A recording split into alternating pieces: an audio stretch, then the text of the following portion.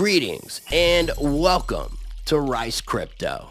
I'm your host, Rice, and today I am joined by returning guest, Aaron Day. I will include links down below in the video description and the pinned comment for the playlist that includes all of his previous appearances. Today we play catch up since our last discussion. I get updates on Roger Ver's situation as well as Ian Freeman. We dive into the Trump administration and much more. Join me and many others at Bitcoin 2025 in Las Vegas at the Venetian on May 27th through 29th. You can get 10% off your passes using promo code RICE at checkout. The Bitcoin conference is the largest gathering of Bitcoiners in the US. I've attended the past 4 years. It never disappoints and it only gets better. Check out their website linked in the video description for more information, featured speakers, agenda, and hotel bundles. Get your passes before the price increases. Use promo code RICE at checkout to save 10% off your passes, and it's a way to support Rice TVX. All right, ladies and gentlemen, joining me on today's show is a returning guest. I am joined by Aaron Day. As I mentioned at the beginning of the intro, I will include links in the video description and the pinned comment for the playlist with all of his previous appearances. It's been about 3 months since Aaron's been back on the show. Aaron, welcome back. How's it going, my friend? It's going well. Thanks for having me back. It seems like it's been a year. Time flies, man. And then it gets like, I got 1 foot in the real world and 1 foot in the crypto world. And it was the crypto world that was moving fast. And now the real world is starting to move fast as well. So I'm starting to my body's starting to catch up to the momentum, but I'm definitely looking forward to the conversation. I know you've been busy. You've been traveling a lot, speaking at a lot of different events. I wanted to use today as kind of a catch up and kind of feel like where your head is at with everything that's currently going on, mainly in the realm of politics, because obviously you ran for office and politics is something you pay a lot of close attention to. But before we begin, what have you been up to since the past 3 months? Where are all these different places you've been appearing and speaking at? I've been all over the place. I think last time we talked, I just finished up at Mineritopia, which was in Mexico City, and then came back. And then I've been to Mexico 2 other times for the People's Reset in Morelia, Mexico, which was a 5-day event, which Derek Bros puts on, which is a really interesting event. It's really focused on, a lot of exit and build and forming intentional communities with, a small part of it, one of the 5 days really being about decentralized tech. So I was there talking about, privacy coins and that kind of thing. Actually, prior to the Mexico, I was in Miami for a couple of events. The WAGMI event, We're All Going to Make It event, which used to be the blockchain, North American Bitcoin Conference. Yeah, North American Bitcoin Conference. Mo Levin's thing.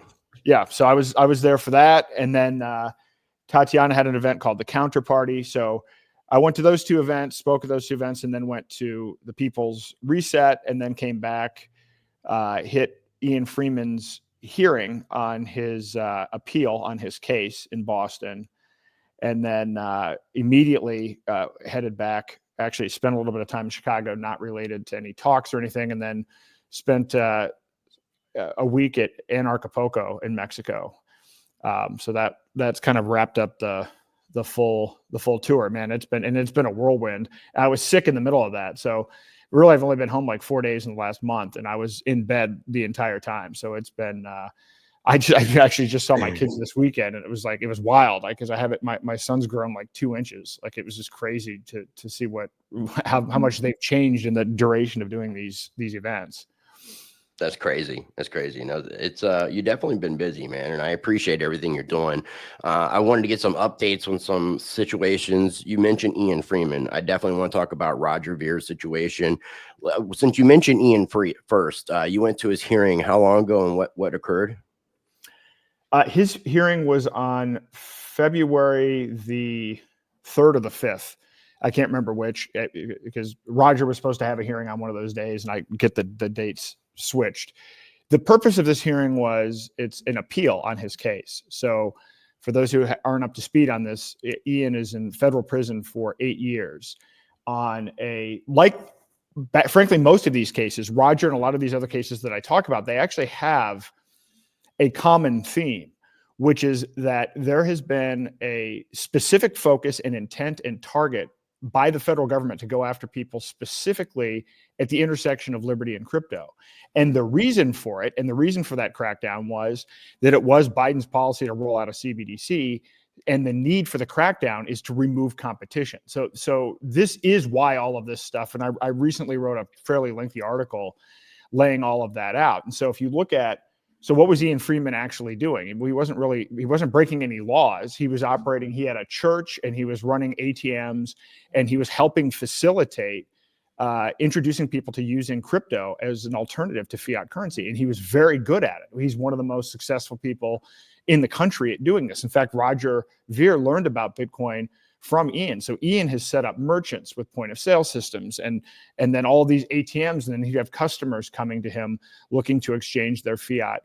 And so he was an enemy of a government that wants to remove the competition for rolling out a CBDC. So they actually spent a lot of time and effort attempting to entrap him. They actually had an agent posing, first as a car dealer and then trying to act like he was trying to illegally buy drugs, and basically just set Ian up. And by the way, they failed on these things. Ian actually wouldn't sell Bitcoin to the Fed claiming to be using it for the purpose of drugs. And Ian even went to the trouble, even though it wasn't even clear what the guidelines were, of doing KYC and doing some other things. But this is what shows you that it literally was a setup. That this was a, show me the man and I'll show you the crime. They actually went out and targeted Ian first and then tried to figure out how to find and compile a whole bunch of information. And the case was so bad that a jury convicted him of a whole bunch of stuff. One of the things they convicted him of was money laundering. And the judge actually threw out the money laundering charge, which is a rare thing to do simply because there was actually no evidence of money laundering. So that tells you how badly trumped up this case was, but also how warped the prosecution versus the defense was in the courtroom, that the actual jury believed and convicted him on a money laundering charge for which the judge even had to overturn it on the basis of a complete lack of evidence. So anyway, this being said, Ian was sentenced to 8 years, and I think his first sentencing hearing or whatever was September the 11th of 2023, and I was at that. And so now he's appealing this case, for which he has a ton of grounds, right? Like, one of the things that he was charged with was tax evasion, but at no point have they shown any evidence of, well, how much does he owe? Does he even owe taxes? The state even admitted they don't know if he even owes taxes. That tells you how bad this case was. He was convicted of money laundering, but nobody has any idea of how much money he was supposed to owe. And even the government admits he may not owe anything. So, anyway, they have this appeal, and I would have thought that he had a pretty good case, knowing that catch this. So he's serving a series of concurrent sentences. So the longest part, and in fact, the part of his sentence that is taking up the 8 years is actually conspiracy to commit conspiracy to commit money laundering. So the judge threw out the actual money laundering case, but they still convicted him of conspiracy to commit money laundering. And that is the largest part of the case. And what was disappointing about the hearing, and I'm not a lawyer, I've been in enough of my own lawsuits, though, and I've sat in on enough of these things that I can get the gist of some of it, unfortunately. But what was kind of frustrating for me is knowing that these are concurrent sentences. If you want to reduce Ian's sentence, you actually need to tackle the longest part of the sentence, the part that actually makes up the 8 years, the conspiracy to commit money laundering. And his lawyers didn't even take that up. And my understanding that the reason they didn't take it up is that when you fill out this paperwork to do these appeals, it has to be within a certain length. You can only submit so many pages in your appeal. And their argument was, well, we didn't challenge the conspiracy to commit money laundering because we didn't have enough paper and we didn't think it was our best argument. And so, like, I'm scratching my head on this. So I didn't think that it went all that well, but I did put Jacob Hornberger, who's a lawyer. He ran for president as a libertarian, and he runs FFF, Freedom Something Foundation. He wrote up a nice article in 3 different pieces. It's the best legal analysis of Ian's case, and he did a 30-minute talk. We went to a little pub or something after the hearing, and I actually recorded him. I'll send you the link to this so that you can share it as well. So he did a better job of analyzing the actual case itself. Now, on the other hand, there's what I hear from Mark Edge, that part of the strategy here is that if they can overturn over half, if he was convicted of 8 things, if they can overturn 5 of them or more than 4, then that might be cause to throw out the whole case. So there is maybe some optimism. I'm not entirely sure if I understand how that works legally, but my takeaway from it, I was pretty disappointed by the hearing itself. And I can actually also send you a link to the hearing, because in federal court, just as a pro tip, you can't bring a camera, you can't record in a federal building. However, this federal court out of Boston, they do live stream. So we actually do have the audio of the hearing itself. And the hearing only lasted, I want to say, maybe 30 or 40 minutes. So I'll try to get you that link as well, so that if anybody in the audience is interested, you can actually hear the whole hearing yourself, as opposed to my probably butchered legal analysis. Does it stem though from selling Bitcoin on something like localbitcoin.com? Yeah, it stems from selling Bitcoin, and a lot of this was just direct. People would approach Ian directly to do this, and so person to person, and then they had actual feds physically infiltrate his space and try to get involved and entrap him.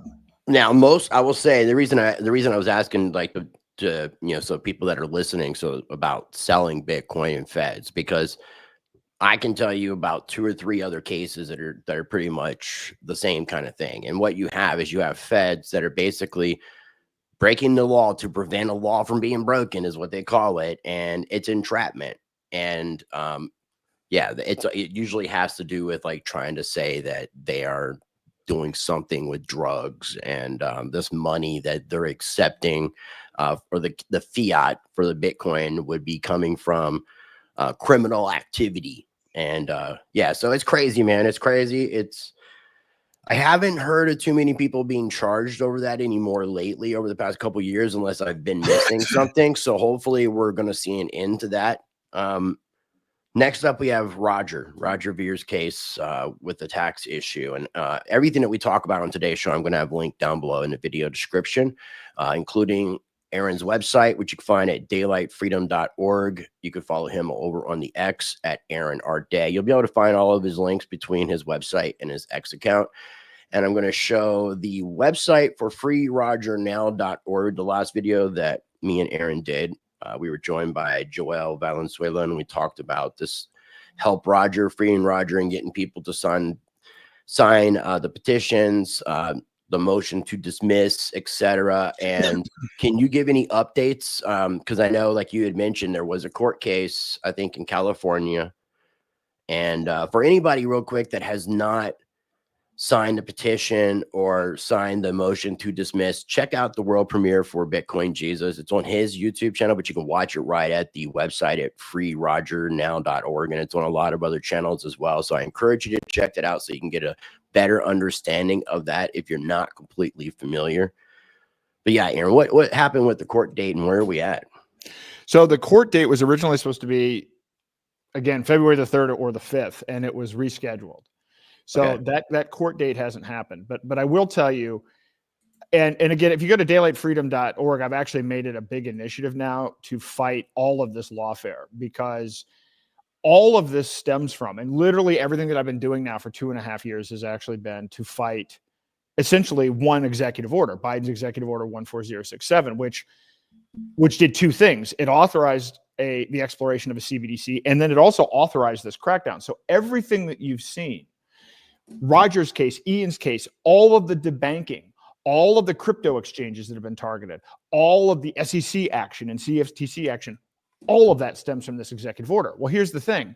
Trump rescinded the executive order, which is great, except that he hasn't rescinded the lawfare from it. So people are still living under this tyranny. So in my opinion, what needs to happen, and what I'm trying to raise awareness of, is just as Trump decided to pardon all of the J6ers. He needs to pardon all of the victims of Biden executive order crypto lawfare in one fell swoop, because in my experience so far, they've all been very similar cases. And I've been interviewing more and more people about this. I interviewed Joe Rotes from Dragon Chain. I'm talking to Roman Storm. I can't interview him because he has a trial upcoming, but I've explored his case. And in almost all of these cases, these are people that were targeted. They're at the intersection of liberty and crypto, and they'd even hired lawyers to make sure they were doing the right thing in advance. So just like Roger hired lawyers, hired accountants, filed his taxes, thought he was doing the right thing, brought in 3 layers of accountants and lawyers, because he's like, if they threw me in prison for selling fireworks, I can only imagine what they're going to try to do to me if I leave the country based on crypto. So he dotted his I's, crossed all of his T's, and nevertheless was explicitly targeted. Why? Because if the government's policy is to explore CBDC, Roger is the single most effective person at spreading the use of peer-to-peer digital cash as an alternative to central bank currencies, whether they're digital or otherwise. That's why he was targeted. So in any event, his hearing didn't happen. But to talk about how absurd this is, and I think we've talked in the past about how they lied to the grand jury. It looks like the DOJ lied to the grand jury to begin with in this case, did not disclose the emails that Roger had with his accountants and lawyers showing that he was trying to comply with tax law. So in other words, the basis of the grand jury was this guy's lying about his Bitcoin holdings. And even though they had in their possession emails that showed that that actually wasn't the case, then what they did is they sent armed IRS agents to Roger's lawyer's office to steal his privileged communications. And the latest is they're now trying to claim that this hearing that was supposed to happen in early February and is now scheduled for May the 12th at, I believe, 1:30 p.m. in LA. This hearing is on a motion to dismiss the entire case. So Roger's legal That's team, what I was going to ask you. I was thinking it was a motion to dismiss the case, but I wasn't 100% sure. Yeah, and you can see it at freerogernow.com. There's a tab right there at the top for motion to dismiss. So you can click on that. You can see all of the legal documents related to this. You can see Roger's motion to dismiss. You can see the response from the government. You can see all of the information about I believe the information on the hearing is there. I guess that hasn't been updated. So that says February the 3rd. It's actually May the 12th. But get this. When you read these documents, the federal government is now trying to claim that Roger is a fugitive. And they're trying to basically, it looks like, get the whole hearing dismissed. Basically to not have the court even take up the motion to dismiss on the basis of their claim that Roger is a fugitive.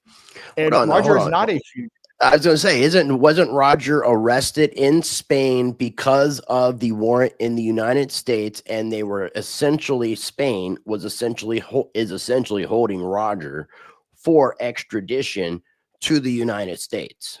Yes, and they're trying to claim that the act of fighting extradition is somehow makes him a fugitive, for which there is no legal basis, right? I mean, this again, once again, tells you how absurd this case is. So wow. There's no legal basis to say that he's a fugitive for following the legal procedure to fight extradition. And nevertheless, you have rights, legal rights, and he's exercising his legal rights, and they're in a sense punishing him because of it. Yeah, I mean, and I definitely think that the people within the Trump administration that are Bitcoin and crypto people are probably not the because there's 2 different sides of a coin of the crypto people. You have the Roger Veers, the freedom type people, the people like me and you, and then you have the other people. And I kind of look at whoever's around Trump must be the other people, or there would have been something done with this, because Tucker Carlson had him on. I'm not sure. Did he go on Roger? Speaking of Roger, did he go on Alex Jones' show? Yes. Okay, so he did Alex Jones, and he did the documentary, and then he did the one that I mentioned. And I guess now his lawyers, saying, hey, you need to stop making public appearances and stop talking about this, because I did invite him on to our show. Yeah, he did like Altcoin Daily. He did a few things, but every time he does it, it's a risk. And every time he talks, it will be used against him in court as an extrajudiciary statement. So basically, my guess is if I'm Roger, like his target audience is he needs to get in front of MAGA people, which is not like you're not going to get in front of a lot of MAGA people on my show. I don't know about your show. I mean, more now than before, but it's not like, yeah, I'm not exactly a MAGA person, but I'm not anti-Trump. So yeah, no, I mean, same. I mean, I ended up, endorsing him and everything, but nevertheless, I mean, I've over the years, I'm not, no, people do not come to my podcast or probably yours for MAGA content. And Roger has to figure out how to, and what's complicated about this is most of these people don't understand crypto, which by the way, you can tell is true of the Trump team based on if you read any of the legislation or any of the stuff with the strategic reserve and everything. Oh, believe me, I want to get into this. It's there. So, yeah. So anyway, long story short, it looks like he's going to have a hearing. I'm going to go to it. I will post I'm not going to call it an invitation because it's not my event to host, but I'm going to put together the details and I'm going to encourage people to go, but I'm also going to encourage people, if you are going to go, buy refundable tickets, because these things get rescheduled all the time. This one has already been rescheduled twice. Roger actually, when he filed it originally, they recommended a date of January the 6th to have the hearing. Oh, nice. So in any event, it's been pushed a couple times, but it does help to go to these things. It does help for the state to see that there's staying power, kind of like with Ross, that this isn't going to be this is going to be public, and there's going to be continual pressure on this. And so there's kind of a question of how embarrassed do they want to be about continuing to pursue this farce. So I'm going to go, and I'm going to encourage others to go as well. But hopefully it'll be thrown out before then. So again, what I was saying was, so one of my focuses is to try to do like a J6 style thing to throw out all of the Biden crypto lawfare. And there's like a disconnect here because the SEC is doing great. I mean, the SEC, Richard Hart, I just saw today. Yeah, I was going to ask. I mean, I got things kind of lined up because I definitely wanted to bring up. We both interviewed Joe Roats from Dragon Chain, so I wanted to kind of get your thoughts about that too. But I want to finish with Roger, ask another thing, get into Dragon Chain, and then kind of get into the lawfare stuff. Yeah, sure. So anyway, May the 12th, but hopefully, and in the bigger picture, I guess how it does relate to this is the DOJ is not working on the same timeline as the SEC or even the Treasury Department. So the DOJ frankly hasn't done jack shit yet. And I'm not saying that it's bad. Again, they just, it's either not a priority or they're not hitting the ground running like the SEC and others were. So SEC stuff, every day there's a new thing happening. But none of these criminal cases have been dismissed yet. So Roger's case has not been dismissed yet. Ian's case hasn't been dismissed. Roman Storm has a trial coming up here in New York. Since you're bringing out Roman, let me pull up your website. And I thought, and maybe I'm confused, didn't the court in the United States reverse the decision on this Tornado Cash case? Or was it just for the code? I think it was just on the code. It was just on part of the case, but he is very much still facing he's still facing 45 years in prison. This is why there's a big disconnect. And on top of that, fortunately, I think some venture firm or something came in and donated a bunch of money to his campaign, but he was struggling because he didn't have the money to even fight this, because the legal fees on this are substantial. So yeah, no, he is very much still facing 45 years. And on top of that, unfortunately, he's in the Southern District of New York. Oh, is he in jail with Diddy and all those homies? I don't think he's not in jail. Mangione. He's not in jail yet, but I think that that's what he's looking at. That is probably the worst district to be in court, man. That is such a corrupt district. I mean, we even just seen the FBI, which I think is in that area as well. The head FBI in New York had to step down and resign over the Epstein stuff. I mean, it's getting crazy. So I thought this was over for him, man. I'm glad that we're talking and that you're making me aware that because it seems like by the attention getting put on, I guess, the code part of it being fine, like that decision being reversed, I assumed, and I shouldn't assume, because you know what it does. It makes an ass out of you and me. But I assume that he was free and clear as well. So it's good to know that. Well, it's not good to know, but I'm glad that I'm aware of what the status of the situation.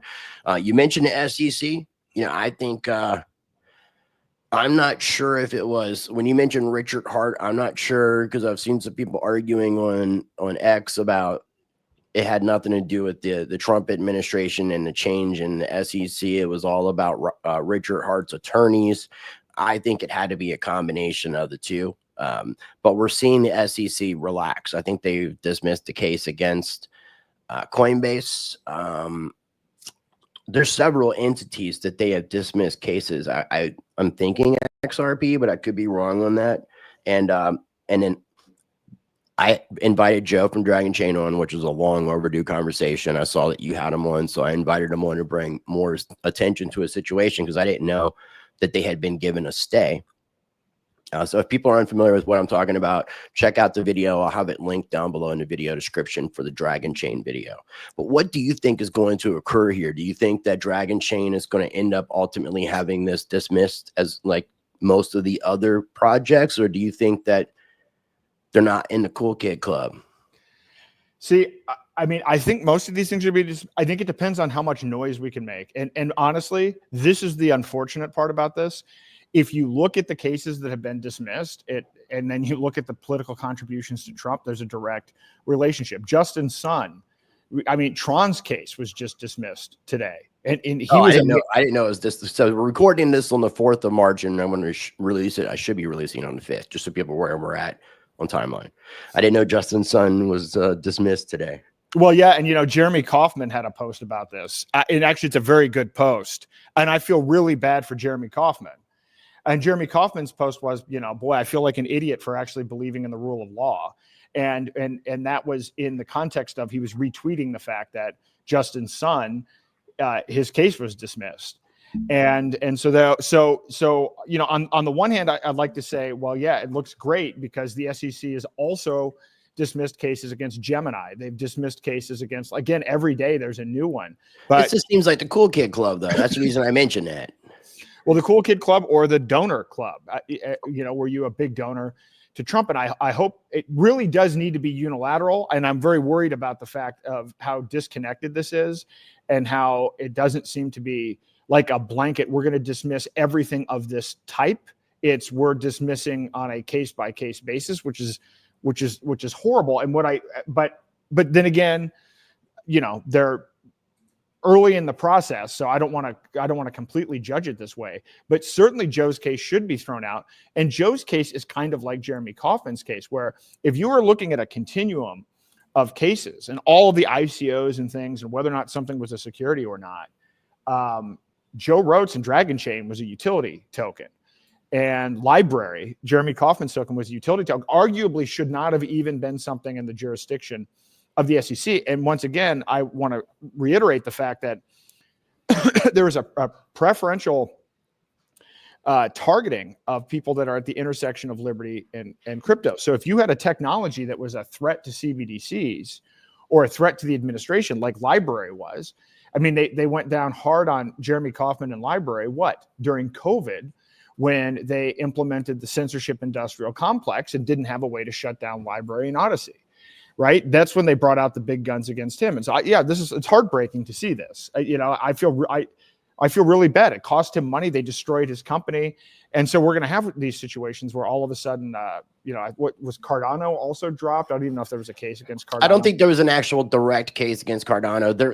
It was the SEC was indirectly calling coins securities and going after the exchanges, not the coins. So, and I'm like, how can you go after the exchange? It's just like Ghislaine Maxwell's case. It's like, how can you have her be convicted of providing services to people, but those people don't exist? Exactly. It's exactly the same. And so in any event, it should be good news for Joe, and they should just, and you would think, by the way, do they want to spend the money on this? Like, what's the incentive? Even if Joe's not in the cool kids club, what's the incentive to spend the bandwidth on this for the government to spend the money. It's not like it's going to be out of spite. It's not like the Trump administration has something against Dragon Chain, right? It could be a precedent, though, just to set a precedent. So if they want to go after other projects that are similar and, like, let's say licensing software or something to that effect, then maybe they have a precedent. That would be the only thing that I would think. Maybe, but I'm optimistic that and what I want to do is I want to try to aggregate all of these cases and do a J6 type of thing, where if we can get maybe even hold an event. We did that Enemies of the State event at the Libertarian Convention last year for Assange, Snowden, Ian, Ross, and Roger. And maybe we do one now on ending this Biden lawfare for an even larger group and build some PR around it. Because look, the one thing that I've learned throughout this process is, I mean, Trump does a lot of things based on the vibe and based on PR. This is why it is actually incredibly important to try to figure out how to package up these cases and get the word out, because that is largely what will drive this. If Trump will look like a hero for doing something, he'll do it. If Trump doesn't know about it, or it's some niche thing that somebody wrote an article about that 5 people have read, you have zero chance. He's not going to do anything on the basis of principle. He's going to do something on the basis of momentum and vibe. Truthfully, I mean, I think that bears out if you look at it. Yeah, he's definitely almost like kind of looking at it as like ratings, like what's going to get the best ratings, like whether viewing or just attention or whatever the case might be. I mean, especially that little I don't know what you call it, that situation that happened in the Oval Office with Zelensky, where he was kind of getting scolded, and then like towards the end of it, Trump said, "This should be good for TV."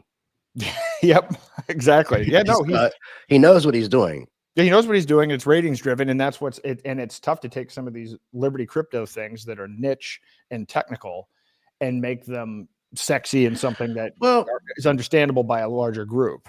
Tucker Carlson seems to have Donald Trump's respect. He's done interviews with him, and obviously been at rallies together. Tucker interviewed Roger Ver. That, I think, is probably, if you're going to get to the actual real MAGA crowd, that's probably the most effective way. If you're trying to get to the QAnon people, that's completely different. That's a totally different area. But I would think that Tucker's situation, and Altcoin Daily also makes sense, being that they are such a huge channel. So, I mean, I don't have 1.5 million subscribers, so it's a little different. Well, I haven't asked Roger to do an interview, and I'm not gonna do an interview with him until he's free. I'm gonna, because again, would I love to interview him? Yeah, I'd love to interview him, but I know he's got to be strategic about what he does. And at this point, I don't think he will, though. I think he's learned that now. He's done so much media, that he's done enough media, that I think that there's enough out there that that could continue the marketing, doing short videos, all kinds of stuff. I mean, there's enough footage out there. And that's kind of what I thought. This was like a last ditch effort. Like, he's still not sure. He hasn't heard anything positive, as far as I know, from the Trump administration or from his attorneys. So he had to figure out, well, they could come get me anytime because I'm being held for extradition. So I'm just waiting to be taken to America. So it seemed like that was like his way of trying to, one last time, like really kind of get that message out there. And again, that's why I encourage people to make sure they're signing that petition if they haven't already. Well, I know that when he did that Alex Jones interview, we thought that was the last one. We thought there was a chance that he might have been arrested like during the live stream. So it's amazing. It's amazing that he's still out and that he hasn't been arrested. Like, and I have no idea what the mechanics are about that, but yeah, I mean, I'm glad he's got a lot of content out there. I hope he never has to see a jail cell at all. And I'm hoping, again, this is what frustrates me about this, is that just Pam Bondi doesn't, I know she's got a lot on her plate, but like, she needs to do less Fox News interviews and more like Doge style stuff. I think she was put there on purpose, man. Especially when you start to think, and this is like, we can have an uncensored conversation, because where this could head is not going to be good for YouTube's censorship and shadow banning, because the YouTube overlords will destroy my channel and shred it through pieces. But if you look at Kash Patel, not Kash Patel, Matt Gaetz, who was supposed to be in that position, and how they kind of, in a sense, pushed him out from being in that position. And then Bondi was put in, and it just, there's a lot of questionable shit. This is very questionable. And I'm hoping that ultimately she does the right thing. So we'll see. We'll see. I just think there's going to be a lot of scapegoats. Yeah, I think there'd be a lot of scapegoats too. And one thing, Trump does not have a great track record with picking AGs. He's never picked a good AG, and hopefully, but whatever. Hopefully, again, she has so many things on her plate. So how do we get her to prioritize these crypto people that are facing these prison sentences in the context of there's still J6 stuff outstanding. There's Epstein stuff outstanding. There's all of this other stuff. I don't know how she does how to manage that is one thing Elon is good at, is figuring out how to multitask and process this stuff. I'm not sure if she's, or hiring the right people to help you. I mean, maybe that's what Bondi needs, is the right team. Cause I mean, obviously she's not doing all this shit herself, or she wouldn't have time to be doing interviews. Right. And actually, she shouldn't be. She should be trying to get to the bottom of what's going on and make sure that the truth is revealed to the American people, period. That's just the way I would like to see it. And otherwise, it's kind of going to go back on some of the promises that Donald Trump has made. So we'll see. Is Trump going to allow her? Was she put there for a reason? I mean, Trump is when I talk about the area that this takes us into, Trump is very friendly with that area as well. So, yep. Yeah, so, I know. Yeah. Yes, I know exactly what you're talking about, and that is tough when you consider the obvious, connections with Epstein, and then you have that everybody's involved, whether they're the conservative influencers who have been handpicked to release the binders, or anybody involved in this has stated that the government associated with activities related to Epstein is their best friend and best ally. So I'm not sure. And just today she said today, well, she's going to redact stuff that's related to national security. And I put out this tweet with a list of 10 different excuses that are going to be used. And if you've ever seen the show Yes Minister or Yes Prime Minister, whenever people, it's an amazing show. It's a British show from the late 80s, early 90s. And the whole premise of the show is this battle between the administrative state and the elected officials. But some of the dialogue in there is so brilliant, and it's timeless, because some of these quotes and some of the lines from that show explain exactly what's going on with the deep state, with elected officials today and getting run around. And so you're going to get, it's national security. We have to protect these people for this reason. This is this is too sensitive. It's an ongoing investigation. We can't reveal or release information to an ongoing investigation. And they're already starting it. I mean, and I actually put out a week before, I put out this thing where it's here's what we're going to get. And it's like a redacted DOJ document, but it has the Rickroll, you can see the lyrics to the song. I'm like, this is what we're going to get. And the reality is there were more words unredacted in that than when we actually got from the first release. And the thing's weird about the first release is I got the original documents unredacted 5 years ago. I have screenshots of them. So I don't even know, it's almost intended to demoralize. What, the taking out of information that they're giving to the public, you mean? Yeah, they're giving out redacted information that the public was able to get online 5 years ago. I have. Yeah, because I think the DOJ has or FBI has stuff online stored where you can access a lot of documentation. So I mean, if in a sense Bondi doesn't necessarily need. Ian Carroll did a really good video recently on his channel about this, and I got a lot of respect. I mentioned it. I believe you do too. He does. Whitney Webb. She wrote those 2 books. The title of those books, though, explains the situation so very well, because it's very true. If you really want to look into the Epstein thing and how he was connected and how all this is being covered up, we live in one nation under blackmail. Yes, we do. Absolutely. And so all these politicians are being blackmailed is what I'm saying, in case people don't read between the lines. I'm saying we got some corrupt politicians who taking some money and bribes to make sure that certain information doesn't get out, because they made sure that they were able to collect information on people that was going to be detrimental, so they can make sure that these people are subservient to them, meaning our politicians, our supposed public servants, are someone else's public servants. Well, yeah, and actually, when we even look at the FBI itself, the FBI was formed by J. Edgar Hoover, whose primary MO was blackmailing people, and then he himself was blackmailed by the mafia. So the entire basis of the FBI, I think what the FBI might be covering up in part is that, you know, Epstein may have been an asset for the FBI as well. I mean, he may have been working for multiple different people and leveraged in a variety of different ways. And so, in any event, it's. I don't think it's very likely we're going to find out the truth, because what are people thinking here? That it's only Democrats that are going to be implicated? I mean, clearly that makes no sense. It's going to be both parties. It's going to end up being mutual blackmail, and then we're never going to know the truth on this issue. But in any event, I do hope we get to these crypto people that are facing criminal charges, because to me, that's more egregious than whatever Justin Sun might have been facing with Tron. You know, these people are actually looking at jail time. And that should be more important. That should be higher in the queue even than these civil case settlements. And as far as I can tell, there's no movement on any of the criminal cases. And that is a travesty that I hope we can help alleviate by bringing public awareness. Yeah, I just wish we had, you know, in a sense, I wish our voices were a lot more amplified. You know, so I encourage people that, you know, want to bring more attention to these videos. I mean, there's lots of content that Aaron's been putting out, I've been putting out in regards to this stuff. You're more than welcome to clip it, share it, do whatever you have to do to get the information out there, because we have to stand up for each other, or there's not going to be anybody to stand up when they come for us. Absolutely. That's 100% true.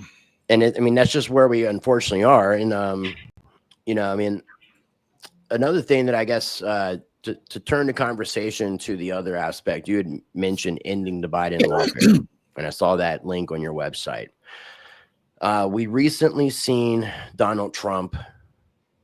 Did he rescind or get rid of that executive order 14067, or is he just banning CBDCs? No, he did both. He actually rescinded it, and then I think he put out another executive order blocking CBDCs, which is problematic in its own right. But no, he outright rescinded the executive order, but he did not rescind the ongoing lawfare generated and enabled by it. That's the problem. Okay. All right. Well, the thing that I had mentioned to you several times when we had talked is I didn't think that we were going to get a central bank digital currency regardless. And that the private sector would be highly involved in it, and stablecoins would probably be the answer, which is the same thing. It's all just programmable currency, as we've talked about in every video that we've done together. Because I think this is probably one of the most important things beyond the lawfare stuff that we were just speaking on. Yeah. The challenge with this is I've been out there warning people about CBDCs, and now people are complacent. And this new bill that Haggerty and Loomis or whatever, there's a bill in the Senate called the Genius Bill and a bill in the House called the Stable Bill. And when you read these things, they're worse than the previous Loomis bill. These are bills that give control over stablecoins to large financial institutions regulated by the Federal Reserve, with enhanced KYC AML. It's an absolute disaster. In fact, I would say this: Biden was good at lawfare, but incompetent with respect to rolling out CBDCs. This administration is going to roll out effectively all the dystopian surveillance of CBDCs much more efficiently and effectively than Biden. They're just going to call it stablecoins. And people are going to cheer it on, not knowing what the hell it is. Right. Which again, that's why we need to have this conversation, because it doesn't matter what you call the programmable currency. It's just programmable currency. And that's what people need to be warned about. I mean, like Tether and USDC has worked with the United States government, has worked with CIA, FBI, frozen people's accounts, and that's what they can do. And learning more about this in Whitney Webb, Mark Goodwin interviews, the private sector, there's going to be legislation and restrictions in a sense if the government were to issue a central bank digital currency. But using the private sector, the best way to describe it is like what we've been seeing with censorship. It's illegal, unlawful for the United States government to censor U.S. citizens. but it's apparently all right for the government to tell social media companies to censor U.S. citizens. So they get around what they're doing. And then you see the fact of who Donald Trump is surrounded by, and it definitely leads us into like this surveillance state, this digital prison that we had been, in a sense, warning people about: digital ID, social credit, programmable currency, all those being combined, putting you in a digital prison because it's going to be listen, citizen, or you're going to be cut out. Yeah, so I just sent you in a private chat a link to one of my tweets where it does an analysis of this is just of the Genius bill. I can't find the other one. I have a table that compares the stable and the Genius bill. But what you'll see is the bill's 57 pages long, but it's bad for DeFi, bad for non-bank issuers, bad for privacy advocates. It benefits big banks, federal regulators, and others. And so the problem is, so a year ago, I mean, I had people lined up. People wanted to participate in these CBDC workshops. I mean, there was just massive demand for this. Now that Trump's there, people literally are complacent. They're like, oh, well, Trump said we're never going to have a CBDC. They're not even engaging this issue. So we have a really difficult challenge right now, which is to try to get to people that even 6 months ago were focused on this issue, who now have put the issue to bed. And what's going on is actually tragic, because on the one hand, you have this crypto strategic reserve, which is basically getting people to put their money in surveillance shitcoins that are not an alternative to digital currency. Oh, wait, you didn't hear that Monero is going to be added? Oh, yeah. Yeah, right. Zeno's going to be added too. Yeah. So I just had to add that in. I just thought that was funny. Yeah. Well, you're right. You're right. I mean, I wouldn't call them all necessarily shit coins, but I get what you're saying. And it's weird, man, because it's almost like how much the crypto markets themselves can't really go. I mean, they can go higher, but it's going to take things like governments getting involved to kind of raise the floor up. And then we're going to have a bear market. And how is that going to work? How is that going to be like when the strategic reserve is down 80-90%? Well, again, whether they're shitcoins or not, again, my philosophy on this is we shouldn't be using taxpayer theft to buy any digital asset. It's not it should be this one or that one. But beyond that, everything that they're putting in there is on a transparent ledger. So once again, if we're going to have something that is an alternative to whether it's CBDCs or digital programmable trackable stable coins, then we need privacy coins. We need people to start adopting these things, and nobody is moving towards adoption or use.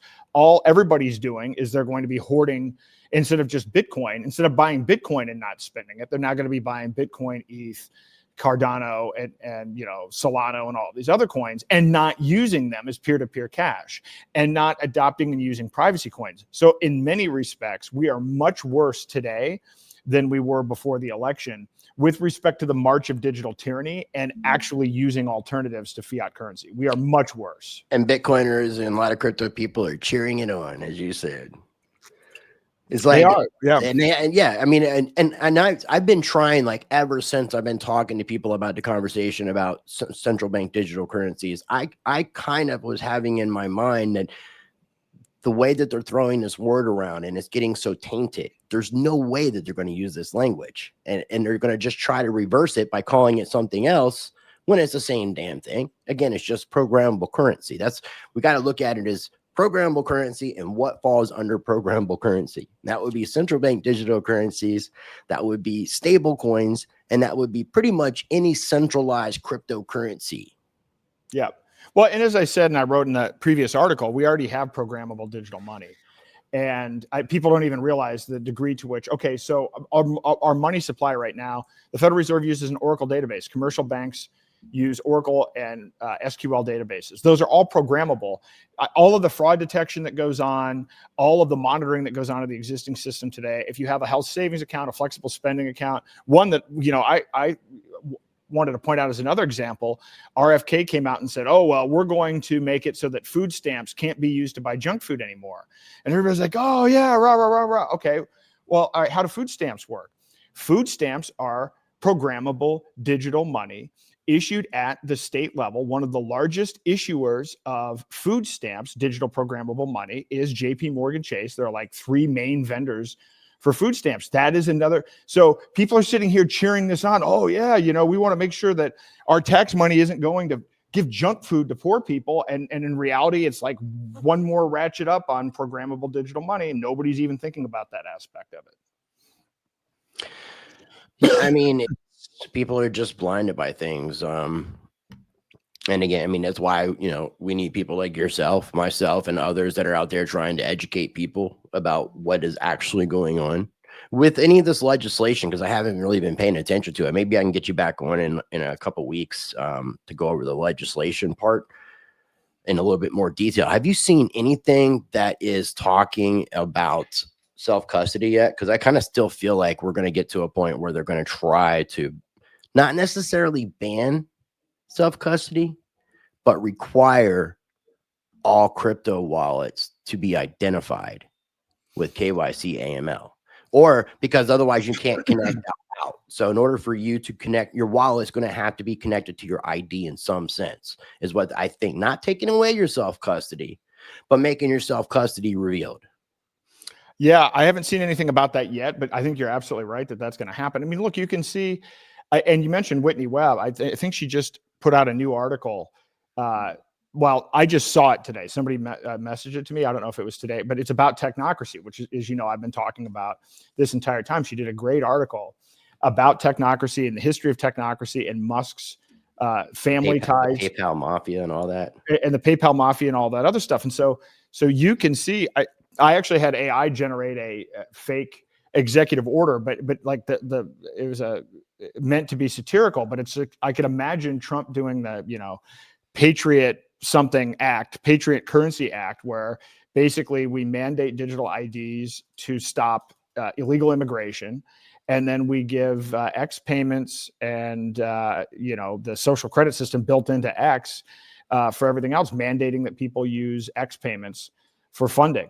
And I mean, you could see it happening, right? Like, so there's, again, I mentioned that Biden's intent was evil, but fortunately, these people were manifestly incompetent. I actually think we're headed to this. It's going to turn out that think about it. Klaus Schwab and Yuval Harari. I mean, they may talk a good game, but they have no execution skills. They're not entrepreneurs. They're not in power of countries either. They have influence over those individuals and countries, but that's it. Now, that doesn't mean that people have to listen to them, but it definitely seems like Trump is helping to push things faster in those agendas by surrounding himself with these technocrats. And it's not just Elon Musk, Peter Thiel. I mean, there's a list of different individuals that are involved. When we look at that Project Stargate or whatever they're calling this thing, yep. That looks like we're dealing with satellite surveillance and also some other stuff that I don't want to mention because of the YouTube overlords. Yep. Yeah. No, Larry Ellison, you've got OpenAI, you have hundreds of billions of dollars being invested in this stuff, and it's all a ramp up of surveillance. And so if Klaus Schwab was talking about it, people thought it was a bad idea. If Trump talks about it, it's a great idea. And this is the problem with all of this. I mean, I actually joked, what kind of American are you? Are you a Jeffrey Epstein Democrat, or are you a Andrew Tate Republican? But I mean, honestly, seriously, people will be put into a bucket, and they'll think that they have to choose one of two options, even if the two options are completely and totally absurd. And we seem to be going down that. Like, which flavor of technocracy do you like? Which pedophile ring do you associate yourself with? I mean, like, literally, it's just but it is frustrating. I shouldn't have self-censored myself at this point. I mean, it's all we're taking the gloves off. Oh, are these words? I've been. No, don't worry about it, man. Don't worry about it. I know some other words that absolutely not to say. I didn't know if these were completely. I don't actually. I don't really know what we can and can't say, but I know that region in the Middle East that has a war going on that the United States seems to be blackmailed under is a touchy area. No. But the Epstein client list is very much in the public domain right now. I mean, as far as conversation is being brought up because it's being covered on the news, because we were supposed to get all the documents revealed in an unredacted form, so we actually knew what was going on. Right? I think that's very important for people. In order to make educated decisions, you need to know what's going on. Like if you're having smoke being blown up your ass, it's kind of hard. And also, man, I'm kind of getting an idea of like spiritual warfare, and I don't words are magic and spells, and I think some people are falling under some sort of spell in some sense, and just not using critical thinking, blindly assuming that everything's good when it's not. That's clearly the case. I mean, there's cult-like, yeah. I mean, there's cult-like behavior. There's white knight syndrome. I don't know what you want to call it, but we are definitely dealing with that. And you're right. And there are certain things that we can't talk about. In fact, I think RFK Jr. just put out a post today about that topic. About who suggestions. Did you see RFK's post? It was either today or yesterday. Was it about a suggestion for because of measles? No, it wasn't a health related topic. It was about not speaking about a certain group of people. And okay. He sent this from I believe from his HHS account, having nothing to do with public health, but trying to make or kind of insinuate that talking in a derogatory manner about a certain group of people is almost like equating to a public health issue. I'm surprised you haven't seen it. Well, I think they've passed laws now, and I think we can say this pretty clear, and maybe people will understand things a little better, but I think they've passed anti-Semitic laws where you can actually get arrested. It seems like for talking negatively about maybe said group. Yep. Some of it begins with a Z and ends with an N. There's only an IO between it, if people can understand that. And a lot of these, including the person that we were just talking about, is in that category. Now, I cannot say that everybody in the Z category, in the Z club, is bad or has negative ill intentions. But most of the people, if not all the people in the Z club, are compromised, in my opinion. Yeah, and you're not allowed to talk about it, and I mean, some of the stuff out of Kennedy in the last 2 days, even on the measles thing, I mean, people are shaking their heads saying, like, what's going on here? Somebody commented, it's like blink twice if you're being held hostage, like it's like that kind of level. It's like he says one thing and does another. Yeah, I mean, imagine that. Imagine that. Make America stupid again, I think is what's happening. Or keep America stupid again. We're excelling. I mean, we're definitely, if people have not watched the movie Idiocracy, I would definitely encourage you to watch that, because I think it's a documentary telling us where we're headed. Have you seen the movie? Oh, yeah, it's one of my favorites. I think I've mentioned it to you. Yeah, I've seen the movie. My kids have seen the movie. It is one of my favorites. Although it gets depressing every year that you watch it, because I watched it when it came out, and then it's like, oh, I want to introduce somebody to this movie, and it's kind of like, all right, this is a lot closer, right? We're kind of like at some point we're gonna watch this movie and be like, oh yeah, we're already beyond this. Yeah, well, what was it? President Hector Macho Camacho, I can't remember his full name, come out like a wrestler, like all kayfabe and all that. And then, seeing at one point Donald Trump had participated in the WWF, WWE events. He even got, he got Stone Cold. He got Stone Cold, gave him a Stone Cold Stunner. Yep. So, I mean, that in a sense is already the setup for where we're headed. It's just a matter of these corporations getting in more control, which is happening. I mean, it's really weird, man. I started hearing, I didn't know about this, and a couple of my friends surprisingly did, the Venetian word Doge. Are you familiar with that? Yep. And then how that relates in a sense to where we're at. And then because you have a lot of people on the left that are basically insinuating that Trump is giving up power to the South African. Yep. The South African. Yeah. Yeah, there's actually, I don't trust Elon. I don't trust Elon either. But I have to say this. So it's kind of a, like the stuff that he's doing is helpful for exposing. let me say this. The only way you could possibly go in and expose the corruption in these systems is to have a startup type attitude and bring in like a bunch of 20-year-old autists. That is actually the only way that you can get this kind of thing done. And he has exposed some stuff. The problem is that, I mean, I have this thing that's like problem, reaction, solution. And the problem is, and the image for the problem is the US debt clock. The solution is, Elon when he's jumping up at that rally with Trump where he looks kind of ridiculous. It was like X almost. Yeah. And then the solution is like a picture of the Borg from Star Trek: The Next Generation, right? Because that's essentially where this is going to lead. Assimilated. You will be assimilated. That is what's next. So it's great that he's making that he's showing the waste, but then what's going to come after that is he's going to get this cult status, and then the cult is going to empower him to be able to implement technocracy. And the argument will be, well, look, we fixed all this stuff. Now we can make government better. Now we can make government more efficient. Now we can have AI run these things. Government will end up being more intrusive. We won't have as many people, but it will be AI driven. And right. It's a fast track to technocracy, which what I've at least been saying is the end of free will and is actually the thing that we're fighting against. Another thing too is like when we think about Rumble, which I guess is one of the major backers, Peter Thiel, and X, both kind of allowing more free speech. I kind of think that also is allowing for their AIs to train in an open, free environment instead of being trained in a censored environment. Because if it's being trained in a censored environment, it doesn't necessarily know that what it's seeing is censorship or being censored necessarily. So allowing for it to learn in an environment that's not hindered gives that AI a lot more capability of being effective. And that's kind of where I think this double-edged sort of free speech that we're dealing with, that, this newfound freedom that we've been allowed to graciously say things that we previously weren't allowed to say, even though there's still stuff that we can't talk about. I might end up dead. You might end up dead if we keep talking about some of this stuff. I don't know. Whitney Webb's still alive, so I feel comfortable. I mean, look, CBDCs and central banks, I even talked to Chris Martinson about this.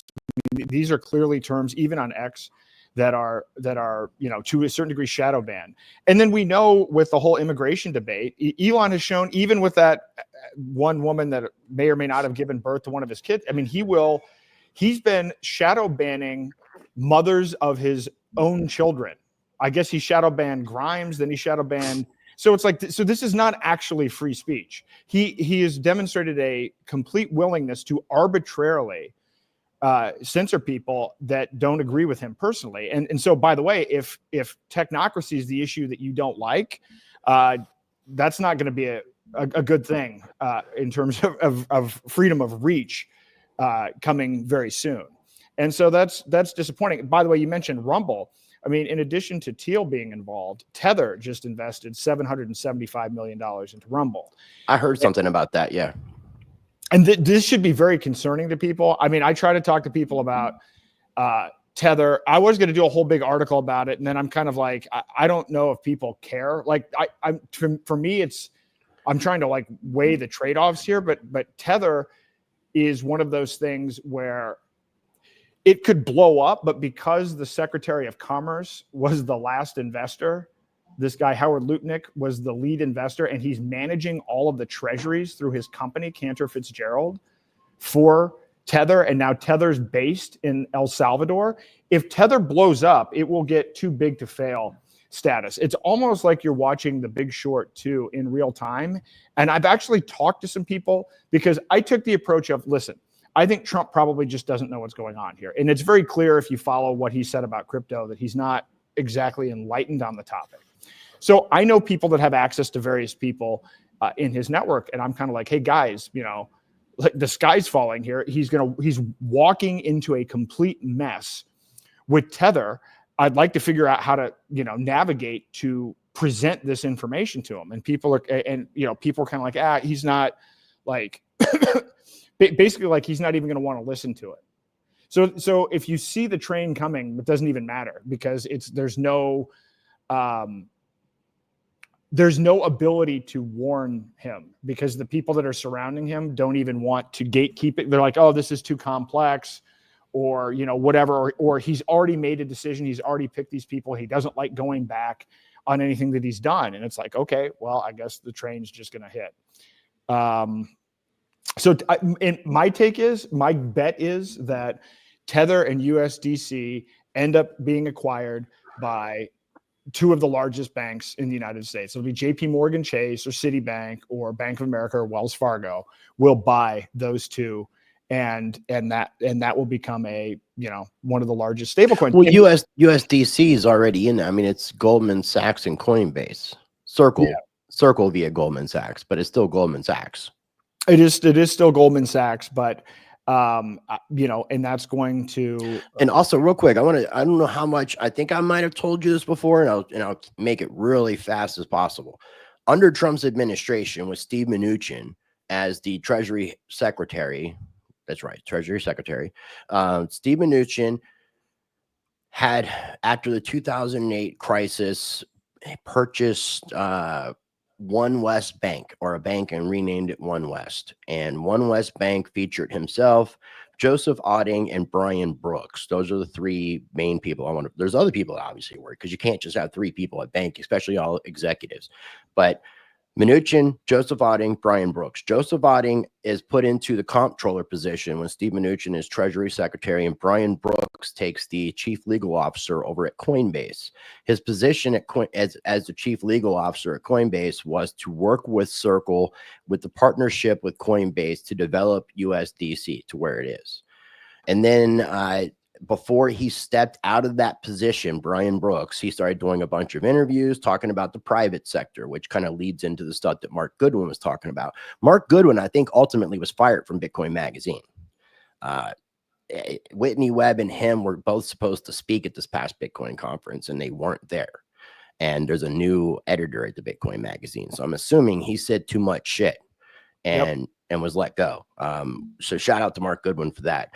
But ultimately, once Brian Brooks was able to complete his mission and his job that I believe Steve Mnuchin assigned him with over at Coinbase, then he was promoted to the comptroller of the United States Treasury. And that was all under Trump's administration, and that was already the setup for USDC, in my sense. So that when Trump came in and said, I'm banning central bank digital currencies, it just brought all of that back to mind. And I'm like, Trump, this was a setup from the get-go. Yeah, it was. I agree. It was a setup. I did not know all of that information. In fact, I don't know why. I don't block out USDC. I've certainly talked about them in the past, but I focus more on Tether. But I'm going to dig into that. But I think you're right. A lot of people assume that if there was a collapse of a stablecoin, it would be Tether, not USDC. A lot of people were assuming USDC, I would think, is probably a lot more compliant, being that they are under Goldman Sachs. But I also believe that Tether is completely backed. It's not one for one with US dollars. It's US treasuries now. And I think that's one of the reasons why you're going to see more than one central bank digital currency, because not one banking institution in the United States is going to buy up enough treasuries to make up for what's being sold by all the other countries that are offloading treasuries. Yeah, but this like is Japan and China. This is where you get the kind of a TARP style intervention with the Federal Reserve. This is how stuff like that happens. But you're right. We may have more than one, but from the standpoint of digital tyranny, people say to me, it's like, oh, well, we'll have multiple. Like what they're doing already with AI surveillance through the IRS and with the existing banking structure, like having one versus three, we don't get more freedom actually, because we have Citibank, JP Morgan Chase, and USDC versus just having one. That doesn't really confer any advantages to us as consumers at all. And this whole setup, by the way, I wrote about this. I wrote a really long article in 2018 about this, about how the venture capital community is going to destroy blockchain technology, and they have. Venture capital community had nothing to do with Bitcoin, nothing to do with the early days. In fact, Roger was the early investor. It wasn't Silicon Valley venture capital firms. It was one dude that was doing all the initial investing. Most of the venture capital industry has been involved in all of the pump and dumps and all of the projects that have pissed away a lot of capital. They haven't done anything that's really moved the ball from a pro-freedom perspective. And so now we have an AI and crypto czar. We have this guy, David Sachs, in there, and which, again, how we have a czar. I remember we had an auto czar during the 2008 crisis, but like why we're like celebrating the fact that we have czars is just baffling. But especially Especially him. Especially him. Especially him. He's definitely a VC guy. Now, I saw something where apparently he did mention that before he took the position, he sold all of his cryptocurrency. Yeah. And he's been community noted on that because he still owns part of Craft Ventures. And this is one of these things that we'll never know, by the way.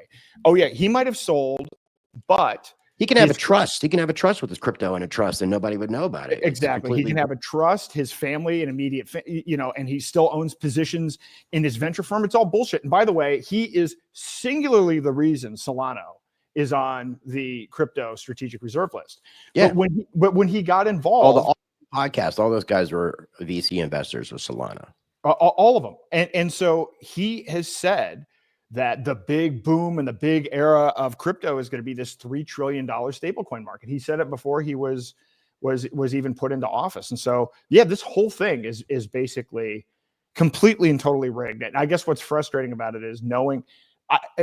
So blockchain technology had the ability to disintermediate VCs. I actually think VCs viewed the ICO boom as a threat because if people could invest, if individuals could invest in newly formed projects, then there's no need for venture capital. Without being an accredited investor, because that's the line that draws it for people like me and you to invest in actual companies. So ICOs kind of even the playing field in a sense. Completely leveled the playing field. So now you don't have to, and I'll tell you, so I've raised money for companies going back like 25 years. And it used to be, you just had to fill out a form and investor questionnaire and say you were an accredited investor. Now you actually have to provide verifiable documentation of your assets and income, which by the way, would be a deterrent from, I don't want to give anybody I'm not telling anybody what my fucking assets are. I'm sorry.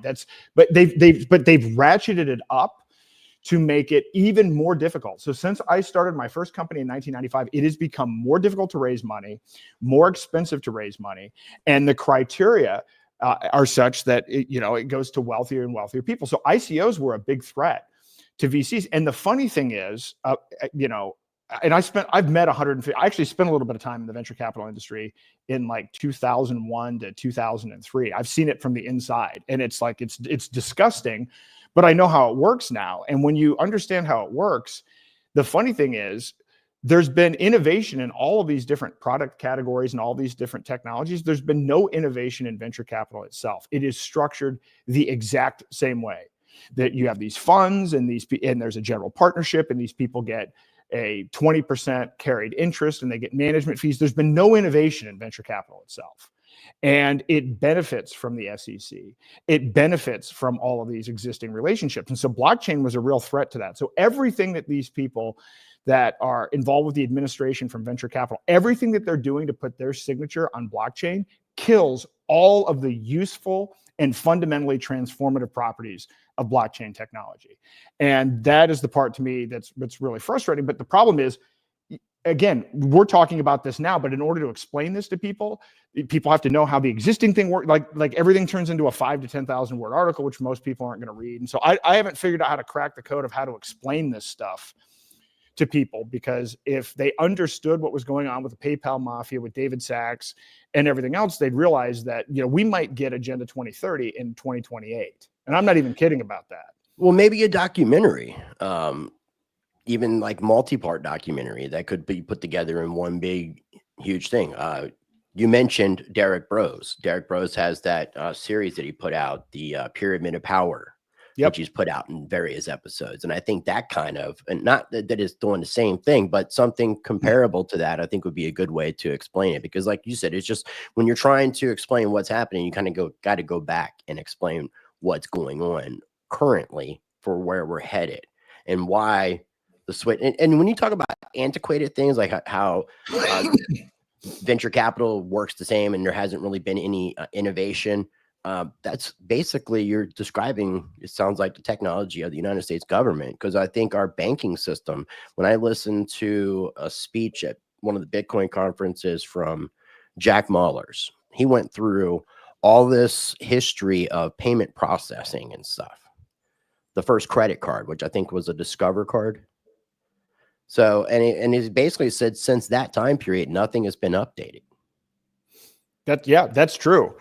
And I mean, I know this is why what I fell in love with Bitcoin when I first started using it, because the company that I started in 1995 was an e-commerce company, and I had so much difficulty with credit card processing, with managing orders and managing financial transactions. This was a big part of the area that we were trying to innovate in. And we actually partnered with a company to help. People were using EDI, electronic data interchange. And so the idea of, if you like, trying to send invoices back and forth to vendors and everything, they're using these protocols and these standards that haven't been updated, and they're still antiquated. And that's true with credit card processing and everything else. And so, but yeah, I don't know. I like your idea about this. And by the way, I also, another person to reach out to is, I don't know what you thought. I love the documentary, Roger's documentary. No, that was great. Who actually, who did, was it Mickey? It was Mickey, the guy behind Plandemic. What's his last name? Mickey Wills? Willis? Willis. Yeah, I believe, Wills or Willis? It was on the tip of my tongue as one of the two. Willis, I think. But yeah, he did the Plandemic. He did Plandemic, and there's actually a film festival in Santa Monica coming up in a few weeks, and they're going to show that documentary along with one of his other ones called Follow the Silenced. It's Mickey Willis, MIKKIWILLIS. But I thought that was a phenomenal documentary. Yeah, it was. It was great. And what you're referring to, people can check out over on the website for freerogernow.org, and you can actually download it. So if you want to upload it to your socials or anything like that, I didn't know it was available for download, so I'll probably put it up on my channels just to kind of help spread the word with it, because I think it's a good thing. I want to be respectful of your time, man, because I know you got something you got to do here in just a little bit. So before we do the wrap up, I'm going to have links down below for everything that we've talked about. I encourage people to check out the playlist with all of Aaron's previous appearances over on the channel. Great conversations. We talk a lot about the central bank digital currencies and privacy, so definitely check those out. Make sure you subscribe to Aaron's channel over on the Rumble side, on the YouTube side. Follow him on the X at Aaron R. Davis, and check out the website, and that is daylightfreedom.org.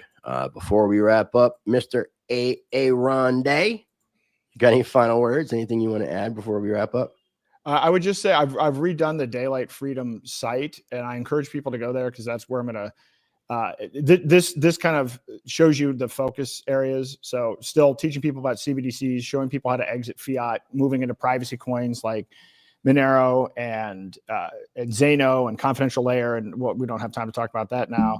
But then also focusing on ending this Biden lawfare, because I think we've got to do that now. The further this Trump gets into this administration, the closer we get to the midterms, the more this is going to linger on. So we have to make noise now as much as possible. So I encourage people to check that out. That's more updated than it was in the past. It had been kind of a legacy thing, but now I'm keeping it more up to date. Well, now that you're not traveling, and if you're not traveling as much, or when you're not traveling as much, let's try to make opportunities to connect more so we can make our voices heard and keep getting this information out. So if you're available in a couple of weeks, let me know, and we'll get back together and do another conversation. There's something else I was going to say real quick. It might come back to me here in just a moment. There's one thing I didn't mention that I do want to mention. I urge everybody to attend PorcFest this year. So I'm co-sponsoring the largest tent at PorcFest. We're going to have a huge tent. We're going to have talks for the entire week. I'm doing it with Doug Tuman at Moneratopia. So we're basically going to make it a privacy themed tent. We're going to have a bunch of talks, hands-on use of crypto. And if you haven't been to PorcFest before, I mean, I think it is the largest Liberty conference in I haven't, and I've been meaning to go. When is it? It's June the 16th, I believe, through that. We can do a conversation closer to the time that it's going to happen, but I want to try to put it on my calendar so I can make plans, because this is something I've been meaning to do, and then it comes and it's like, oh shit, I didn't know it was happening. So it's the 16th through the 22nd, but I decided to go all in and do a huge sponsorship so that because so many people learned about cryptocurrency at PorcFest and at Liberty Forum. And this is where I met Roger. This is where I met Vitalik at a PorcFest at like 2013 before Ethereum. And it's a week-long conference. I mean, it's at a campground, and people do not use fiat currency. So this is you want to talk about, this is agorism in real life. There's a whole like stretch of the campground called Agora Alley and people buy and sell stuff, and they use alternative currencies. So I wanted to kind of ramp this up and go back to the roots of cryptocurrency and start introducing people to, you know, peer-to-peer digital currencies that are privacy coins, and bring back the spirit that, you know, these events had in 2012, 2013 when Roger was there. So Awesome. This is going to be a great event. I hope you can make it. I hope everybody can make it, because I think this is going to be the best one yet.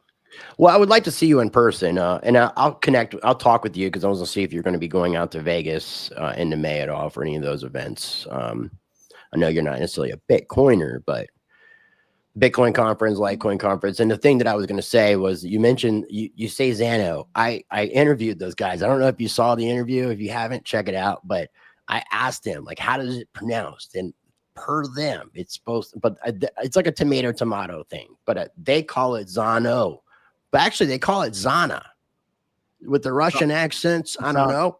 And I'm like, I'm asking how to pronounce it, and they're telling me Zana, and I'm like, well, it doesn't end with an A. Yeah. So is it Zano or is it Xano? And it was just kind of like this tomato thing. I might have confused them, because I'm like, me saying tomato to people who don't necessarily speak English as a first language might have just went over their heads. I think I've changed around a little bit, and I call it Zano or Zano. I think I call it Zano. I don't even know. I think I mix it up, but part of it was how AI was transcribing my videos, and however I was saying it, it was spelling it Xano. So I was getting sick of actually changing the. This is probably not the right way. You started pronouncing it differently for the AI. Yeah, that's probably not a good sign, but that's funny. Nice. Nice. Okay, my friend, real quick, ladies and gentlemen, thank you for tuning in. Make sure you subscribe if you're not already. Links will be down below for everything we talked about. Make sure you're following Aaron on his socials. Again, link down below in the video description. As always, I encourage you to be a blessing to others. Treat people how you want to be treated. Be the glitch you want to see in this matrix. Be the change you want to see in this world. And until next time.